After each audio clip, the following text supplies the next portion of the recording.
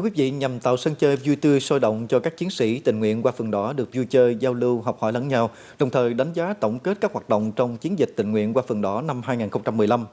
Ban chỉ huy chiến dịch tình nguyện qua Phượng Đỏ quận 3 tổ chức chương trình Tự hào 10 mùa qua chiến dịch qua Phượng Đỏ quận 3 năm 2015.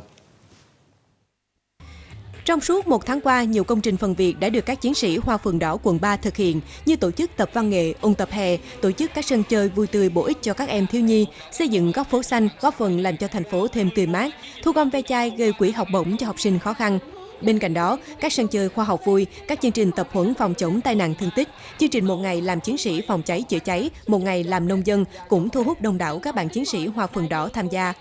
Chiến dịch Hoa Phượng Đỏ năm 2015 đã kết thúc với nhiều hoạt động bổ ích ý nghĩa đối với các chiến sĩ Hoa Phượng Đỏ. Thông qua các hoạt động, các bạn đã được học nhiều kiến thức bổ ích, những trải nghiệm thực tế mà các bạn ít được biết đến, giúp các bạn có được những kỹ năng cần thiết, làm hành trang hữu ích cho các bạn sau này.